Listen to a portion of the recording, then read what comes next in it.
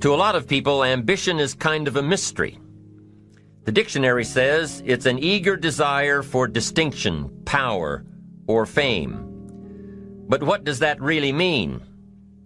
Well, let's start with the word eager. All by itself, eager is kind of exciting. Kids are eager for their birthday parties. They expect to be the center of attention, get lots of presents, eat too much. I guess grown-ups are eager for birthdays too. Unless, of course, they're embarrassed that the number of candles on the cake outnumber their achievements. But we can be eager to see a ball game, eager to see our kids in a dance recital, eager to see an old friend, eager to shop for a new car. Eager sounds like a lot of fun. But do you ever hear people say they are eager to live a better life, eager to have a better family, eager to make a lot of money? Probably not. And that's a problem. Because how I see it, living a better life, having a better family, and making a lot of money takes an eager desire. We have the remarkable ability to get exactly what we must have. But there is a difference between wishes and desires. We've all heard people say, "Oh, I wish I could just drop 5 pounds. I want to be a little lighter." And we've probably said it ourselves, especially after a big holiday dinner of turkey and homemade pie and every other thing we can possibly stuff ourselves with in one 8-hour period of time. And even though we may wish we could breathe a little easier in our clothing, we have to have the desire to exercise a little more and eat a little less. The "I wish I could lose weight" has to become, "I have the eager desire to lose weight." I'm also sure you've heard people talk about wishing they had more money to pay the bills, or take a vacation, or just to take a little pressure off of life. But before their lifestyle can change, their wish needs to become a desire. If they really desired change, they wouldn't spend their evenings just watching TV and wishing they were doing something more. The backbone of an eager desire to change is discipline. True ambition is disciplined, eager desire. It's that little part within us that says, if I want to be ready for that meeting tomorrow, I need to finish preparing for it today. If I want to make sure I can pay for my kids' college education, I need to start saving today. If I want a better life tomorrow, I need to start working on it today. Ambition is a minute-by-minute, day-by-day mentality. To have the ambition to work towards a better family life, a newer car, a bigger house, a financially secure future, you have to live it every moment. If living a successful life was easy, I'm sure more people would be successful. If just being ambitious was enough, I'm sure all of the broke and perplexed people in the world wouldn't be broke and perplexed. While most people spend most of their lives struggling to earn a living, a much smaller number seem to have everything going their way. Instead of just earning a living, the smaller group is busily working at building and enjoying a fortune. Everything just seems to work out for them. And here sits the much larger group, wondering in awe on how life can be so unfair, complicated, and unjust. So what's the major difference between the little group with so much and the larger group with so little? Despite all the factors that affect our lives, like the kind of parents we have, the schools we attended, the part of the country we grew up in, none has as much potential power for doing good as the ability to dream. Dreams are a projection of the kind of life we want to lead. Dreams can drive you. Dreams can make you skip over obstacles. When we allow our dreams to pull us, they unleash a creative force that can overpower everything in our way. To unleash this power, though, your dreams must be well defined. A fuzzy future has little pull power. Well-defined dreams are not fuzzy. Wishes are fuzzy. To really achieve your dreams, to really have your future plans pull you, your dreams must be vivid. If you've ever hiked a 14,000-foot peak in the Rocky Mountains, one thought has surely come to mind. How did the settlers of this country do it? How did they get from the East Coast to the West Coast? By foot. Carrying one day's supply of food and water is hard enough. Can you imagine hauling all of your worldly goods with you? Mile after mile, day after day, month after month? These people had dreams, big ones. They had ambition. They didn't focus on the hardship of getting up the mountain. In their minds, they were already on the other side. Their bodies just hadn't gotten them there yet. Despite all of their pains and struggles, births and deaths along the way, those who made it to the other side had a single vision: to reach the land of continuous sunshine and extraordinary wealth. To start over where anything was possible, where everything was possible. Their dreams were stronger than the obstacles in their way. You've got to be a dreamer.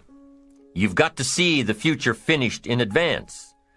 You've got to see California while you're climbing 14,000-foot peaks. You've got to see the finish line while you're running the race. You've got to hear the cheers when you're in the middle of a monster project. And you've got to be willing to put yourself through the paces of doing the uncomfortable until it becomes comfortable. Because that's how you realize your dreams. Our great country was founded with dreams. They've always been important. Dreams are what caused thousands of people to leave their homes and families and start over in a land where anything was possible. To this day, dreams continue to bring people to our land of opportunity, to a country where you can start with little and end up with a lot, to America. Don't you sometimes wonder why so many immigrants who come to America can build a new life and a fortune while many of the people who were born here are barely surviving? They have a dream, a defined goal, ambition. Aside from the pioneers that crossed the prairies and the mountains to reach their vision of hope and future promises, there are other amazing examples of how ambition has shaped America. Take Ben Franklin, for instance. When most people think of Ben Franklin, they remember the kite and the lightning bolt and the discovery of electricity. What a lot of people may not know is that Ben Franklin was one of the first writers to address self-making. When Franklin started Poor Richard's Almanac in 1732, he used the blank spaces between the crop data and the weather information to insert clever bits of moral and practical advice. I'm sure you've heard the saying, fish and company start to stink in 3 days. Well, that was one of hundreds of Ben Franklin's comments on life. Another was, diligence is the mother of good luck. You know, it's amazing how hard-working, smart-working people have all the luck. We sometimes hear of a brand new musical group, an overnight success. They must have been in the right place at the right time, knew the right people, had a friend to help them out. But if you've ever watched an interview with some of these folks, you'll probably hear that their overnight success took several years. Diligence is the mother of good luck. Now, in addition to these witticisms, Ben Franklin gave us 3 principles of success and ambition that have withstood the test of time. Number 1, happiness doesn't come from big pieces of great success, but from small advantages hammered out day by day. What Mr. Franklin is saying here is that we must be happy with what we've got when we're in pursuit of what we want. Too often we say, oh, I'll be happy when I just get that promotion. I'll be happy when I just land that contract. I'll be happy when I just have more money. I'll be happy when I just. Just what? You won't be any happier when you reach your goals than you are right now. It just doesn't work that way. Abraham Lincoln said it best. He said, you'll be as happy as you make up your mind to be. Right now, whether you're on your way, whether you've already gotten there, you'll be as happy as you make up your mind to be now. Right now. Being happy on the way doesn't mean you can't aim for great things. After all, look at everything Franklin accomplished in his lifetime. It means that big achievements come one small advantage at a time. It means that you've got to enjoy the journey. It means that you must enjoy and take pride in your little accomplishments. It means enjoying who you are becoming in pursuit of your eager desire, every day, every single day. Ben Franklin's second principle said that life is plastic. Within each of us is the power to mold ourselves and mold our environment. It is up to each of us to begin this molding process with a final product in mind. And it is within our power to work it and form it every minute, every day, every month, every year. By using your mind and your abilities and your attitude to work a little each day on molding your life, you'll soon see how magnificent your power is to gain those small advantages each day, the little steps it takes to build up to success. Principle number 3, success is a pleasure. Success is a pleasure. If what you are doing today isn't satisfying, gratifying, guess what? You're really not successful. If you are not fulfilled with what you are doing today, you cannot possibly be successful. It doesn't matter how many worldly possessions you may have, how many cars, how many toys, how much money. If you're not happy with your life as it is, you cannot be successful. Now, I know that success is a relative term. It means different things to different people.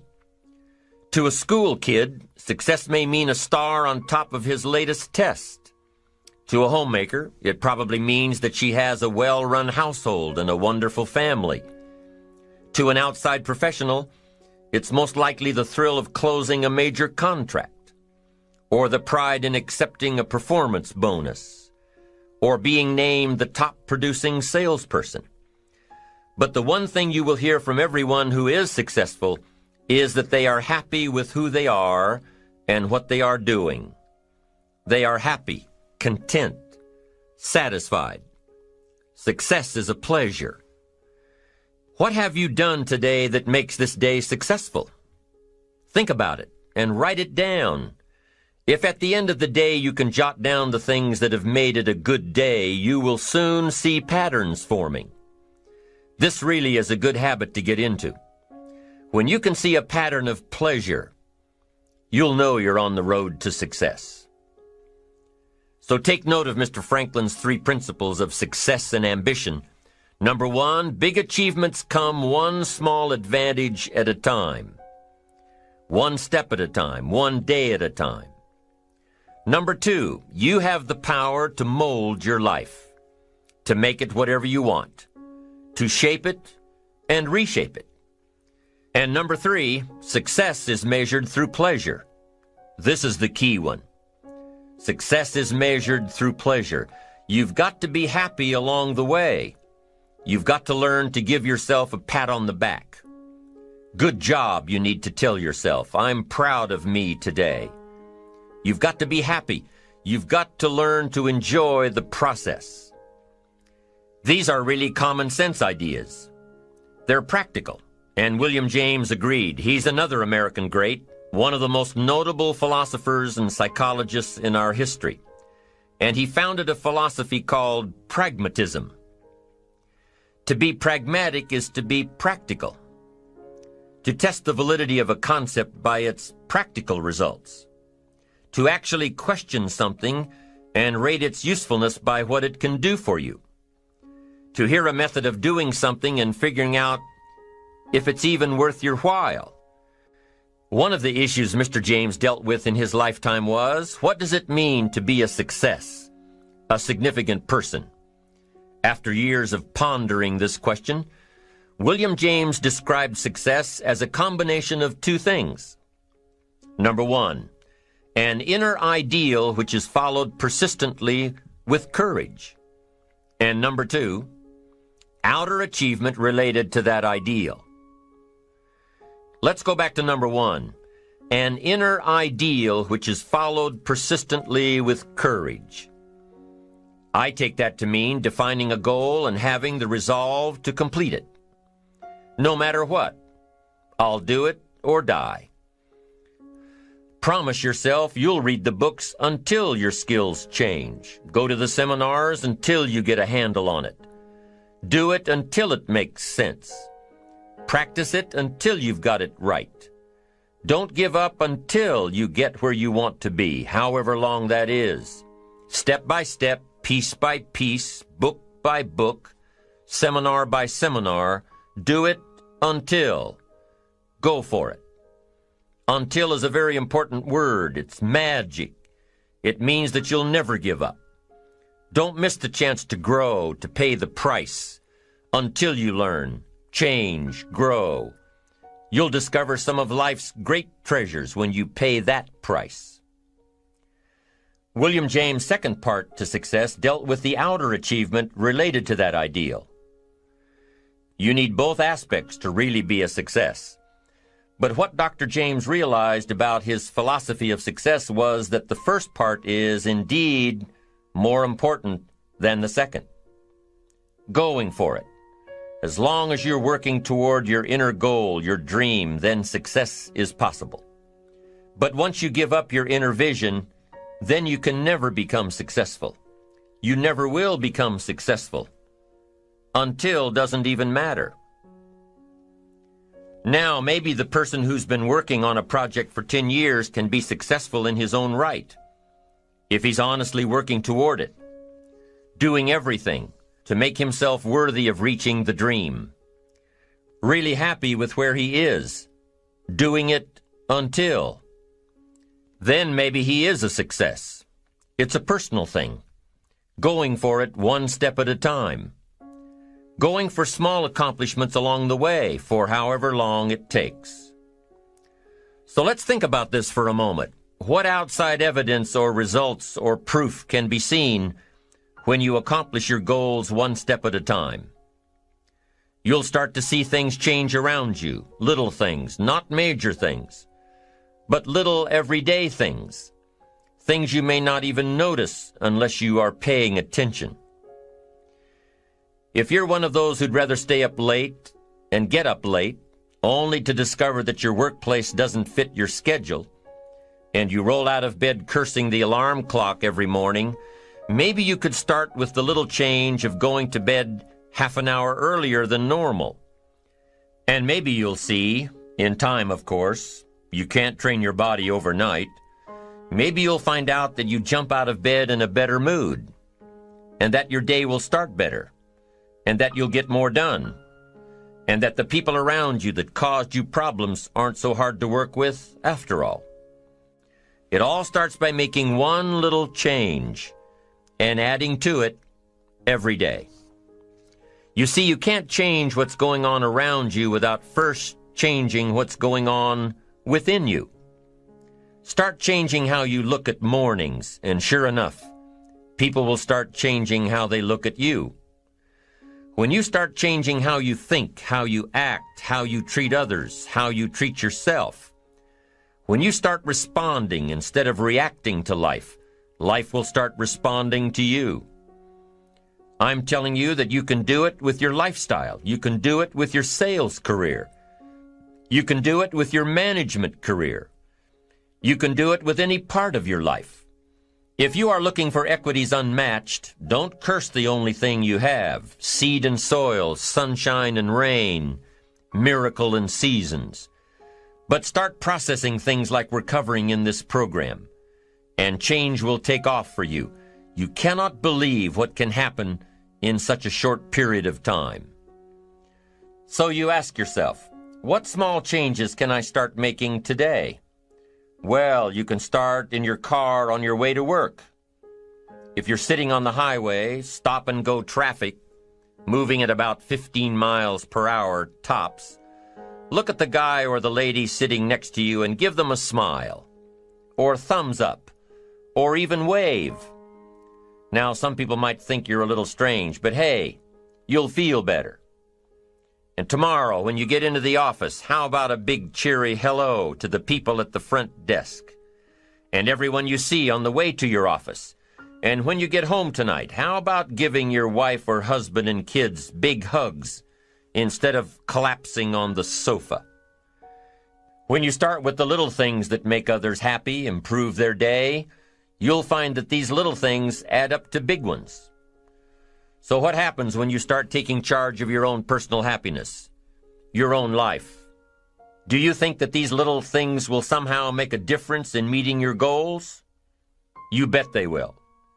You can't do it alone. You can't be successful by yourself. It's hard to find a rich hermit, you know. The ambitious person realizes that each of us needs all of us.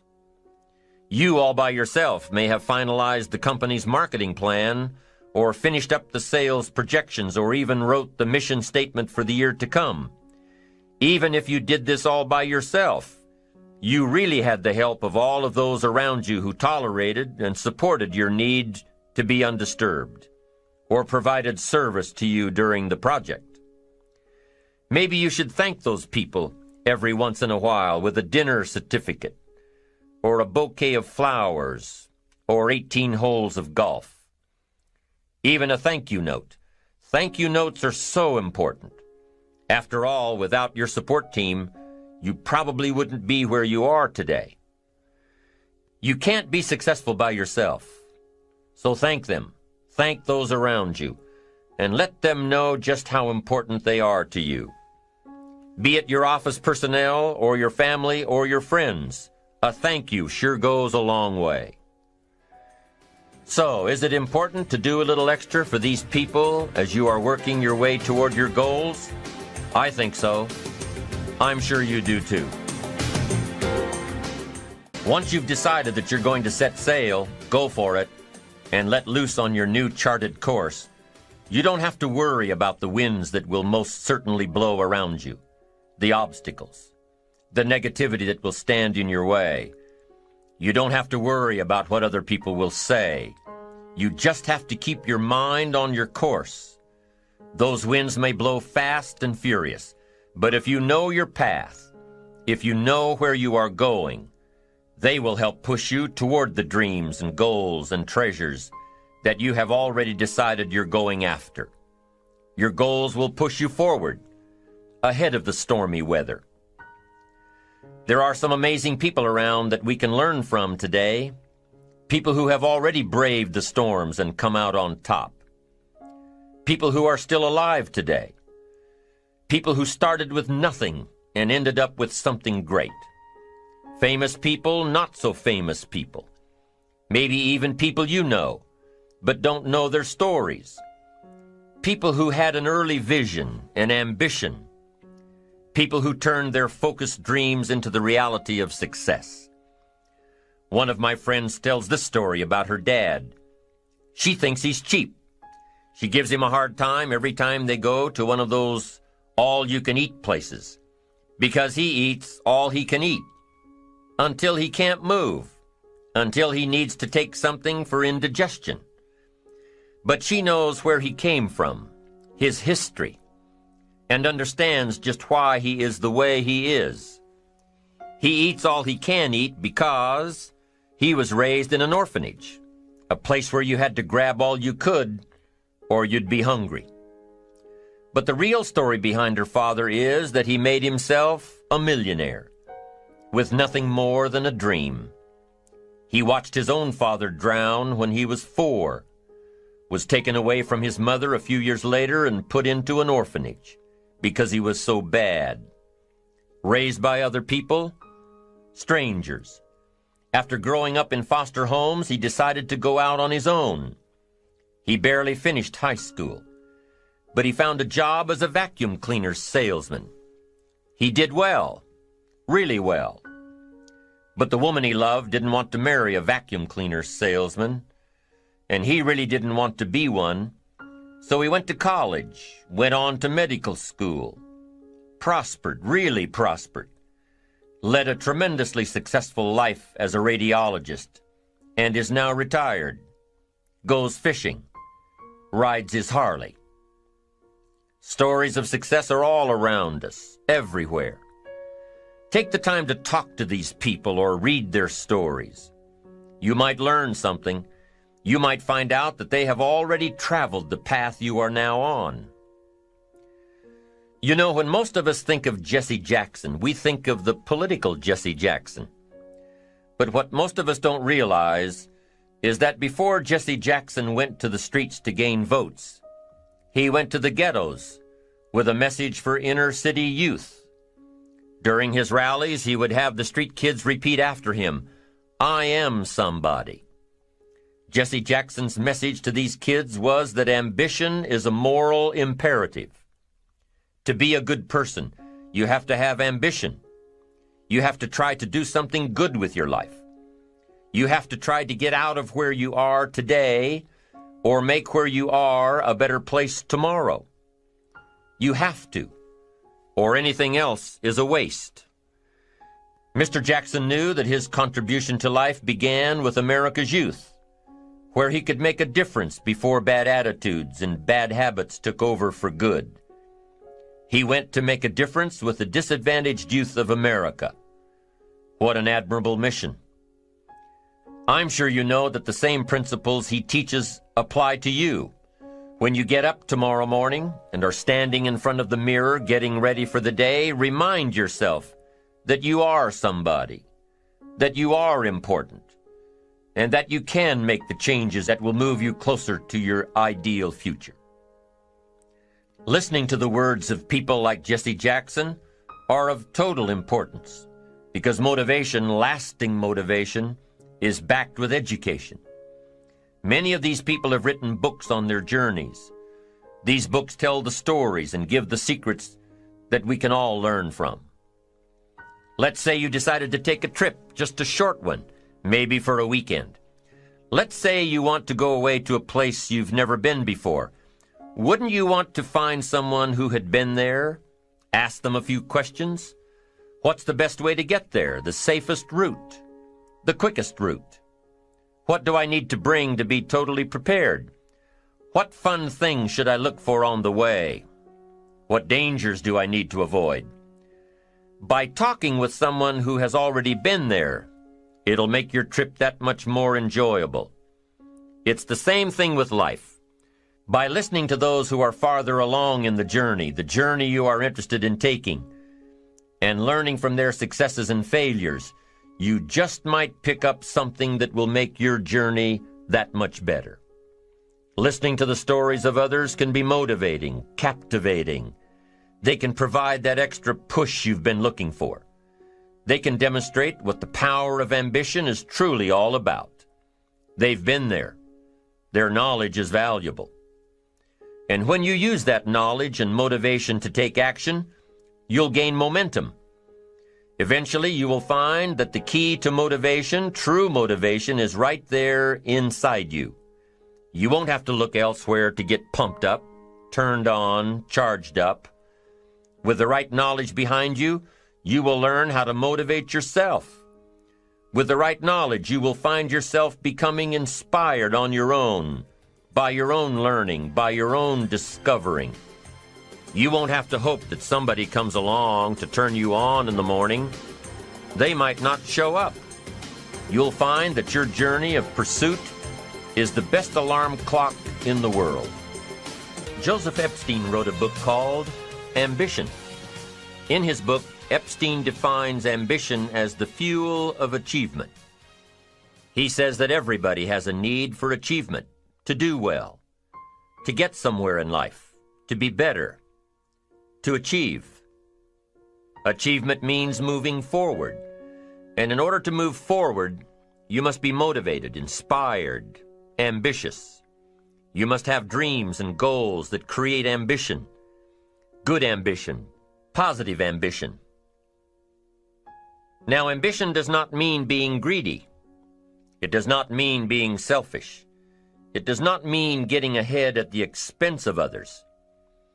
Ambition is not greed. Ambition is not avarice, an all-consuming desire for wealth.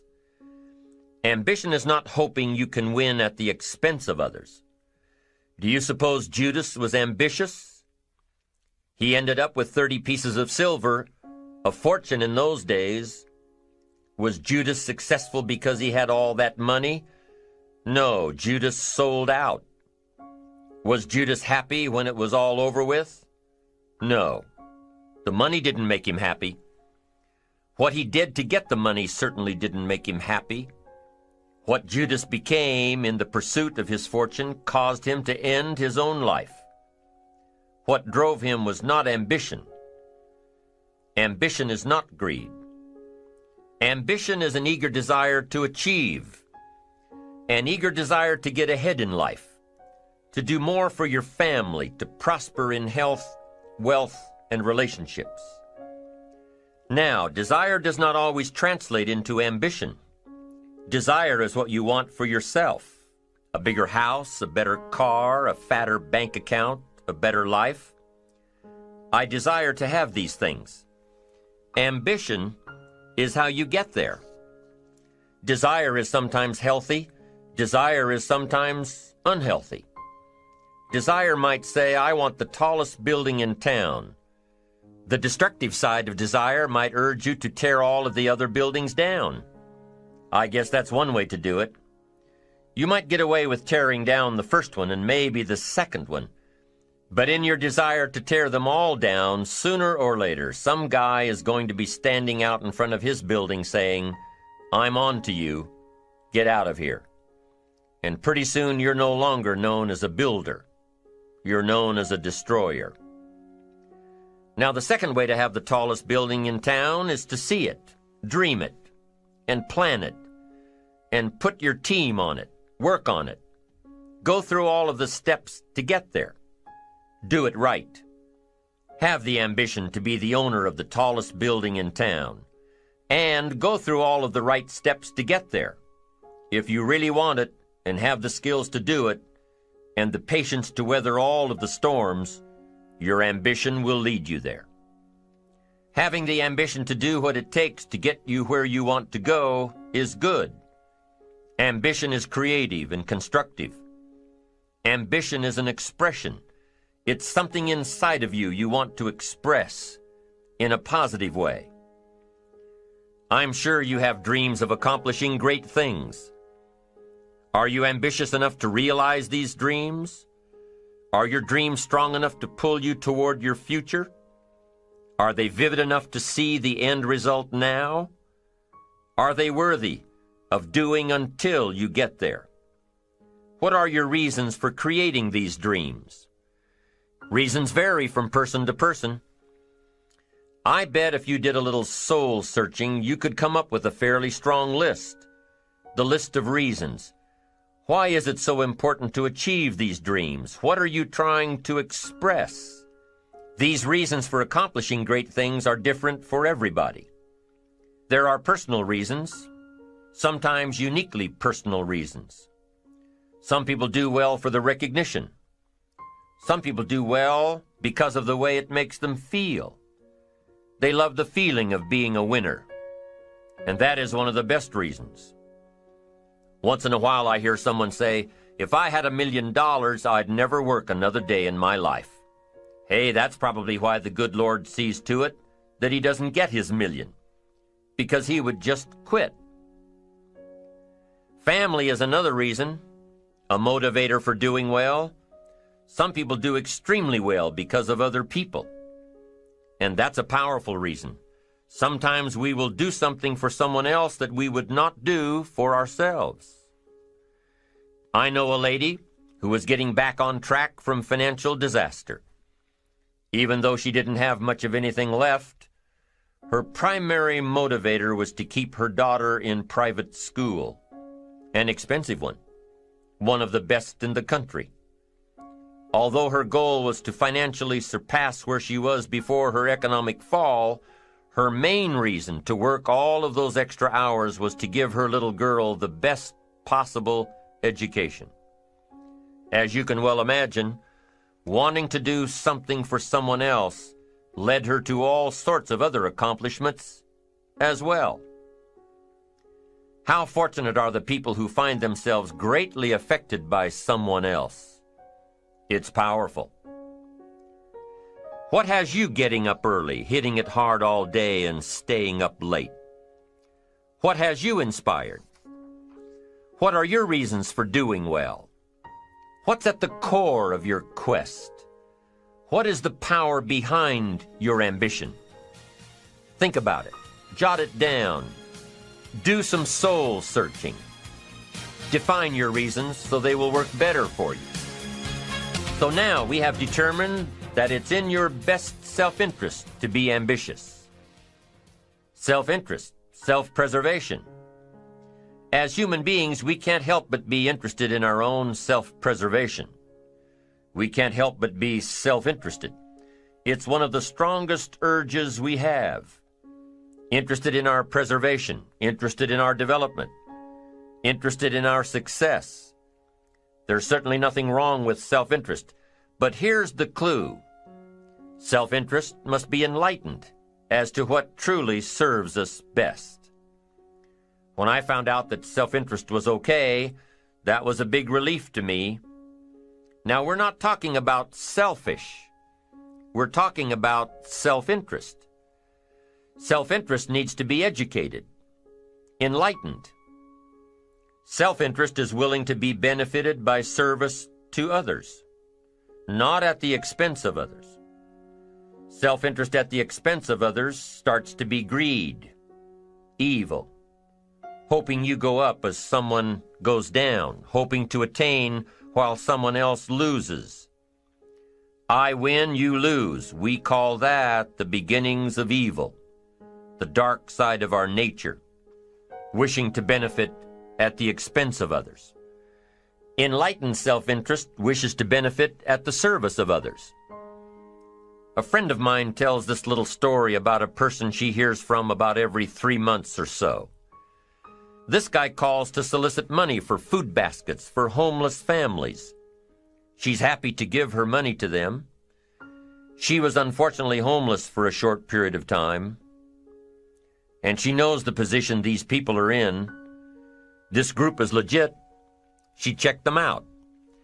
But after the second or third time this guy called, same guy, after the second or third time he called, she started talking to him about other stuff. Turns out this guy is broke, living in a hotel, looking for any construction job he can find. Any job at all. But what's unique about this guy is that he donates 2 or 3 hours a night, every night, to call people and get money to feed the homeless. Every night, from his hotel room.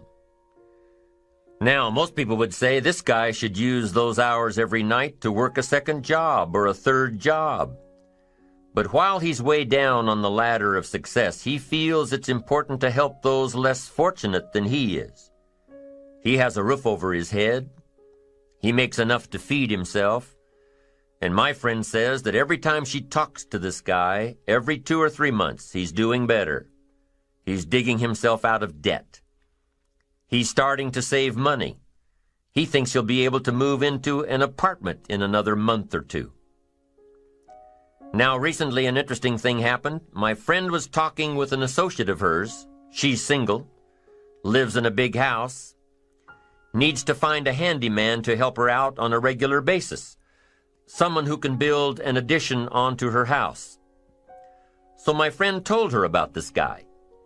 The only reason this guy ended up being hired was that my friend's associate was touched by his dedication to service, while he, himself, was down and out. Service. Success at the service of others. Now, this guy isn't rich by any stretch, but through my friend's network, he now has constant work, doing things around several people's houses. And now he's in a place of his own. And guess what he does every night? He's still making phone calls to get money to feed the homeless. What great character this man has. Enlightened self-interest leads to wealth. Self-preservation leads to poverty. Somebody says, well, I can't be concerned about other people. I have to pay attention to myself. Well, then you'll always have to.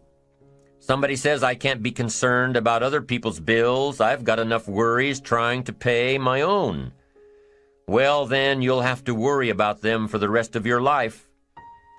The best way to get that monkey off your back is to turn your attention around. Once I understood some of this stuff, I'm telling you, it revolutionized my whole life. Now, self-interest is okay, yes, but here's what self-interest must be if you truly want to be happy. It must be enlightened. It says, don't keep your attention on yourself if you want your life to work out well. Turn your attention to others. In your own self-interest, be enlightened.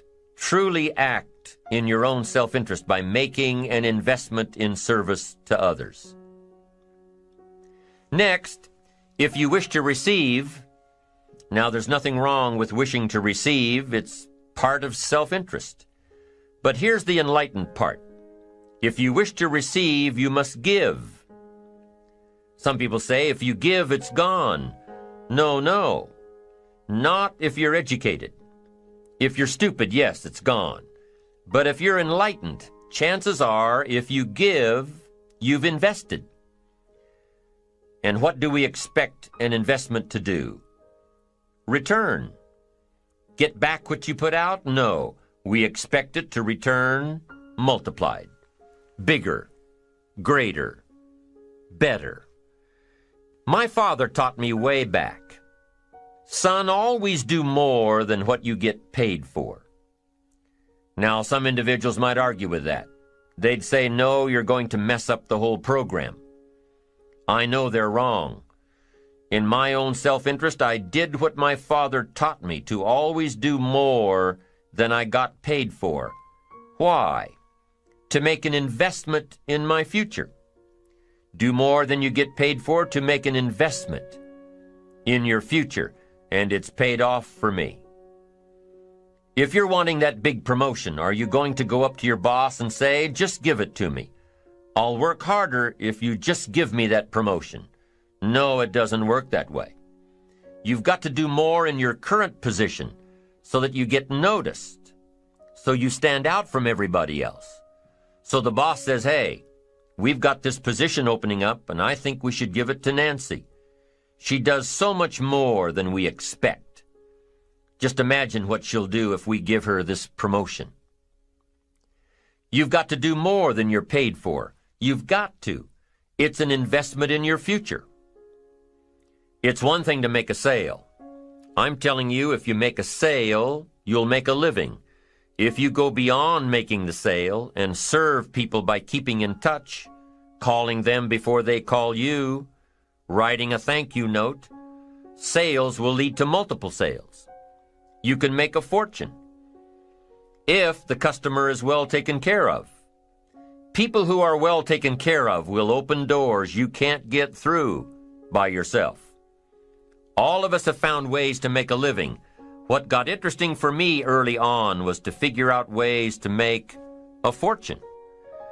You'd say, well, Mr. Rohn, how would I deserve to make a fortune? It's easy. Render fortunes of service. People will do things you cannot believe for people who give them good service. Here's one of the greatest gifts you can give anybody, the gift of attention. In return, they will do extraordinary things for your career. Take you by the hand and lead you to more people than you could meet by yourself. Always do more than you get paid for. Next, in enlightened self-interest, life responds to deserve, not need. Life responds to deserve, not need. Life was not designed to give us what we need. Life was designed to give us what we deserve. What we deserve. Once you understand that little life principle in your own self-interest, I'm telling you, it's life-changing. The ancient law does not go like this. If you need, you will reap. No, it doesn't work that way. A lot of people out there are hoping it works that way, but no, it doesn't. The ancient law goes like this. If you plant, you will reap. If you sow, you will reap. Somebody says, well, I really need to reap. Well, then you really need to plant in your own self-interest. Your own self-interest needs to be educated in how to plant. How to do it so everybody wins, because life doesn't respond to need. You can't go to the soil and say, I need a crop. The soil just smiles at you. And here's what the soil says: don't bring me your need, bring me some seed. Bring me some effort, bring me some discipline, bring me some interest, bring me some service. Bring me these things, and I'll return to you multiplied by 2 times, 5 times, 10 times. You can't come with need. You've got to come with seed. You've got to come with willingness. You've got to come with skills. You've got to be willing to learn, willing to change, willing to grow, willing to put yourself out, willing to stand up to the bad weather, willing to pull out the weeds, willing to nurture. That's the only way you get a return. Once you understand these principles, self-interest now truly becomes an exciting challenge, making sure everybody wins. Enlightened self-interest makes sure that everybody wins.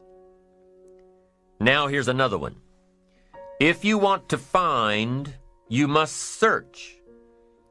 And if you search, you will find. In order to find, you must search. You must go to church. You must go to the seminar. You must go to the library. You've got to go to the bookstore. You've got to go to the class. You've got to go to the training. You've got to go searching. Why? If you search, you will find. You'll find ideas, you'll find inspiration, you'll find hope, you'll find contacts. But you've got to be out there, on the search, on the look.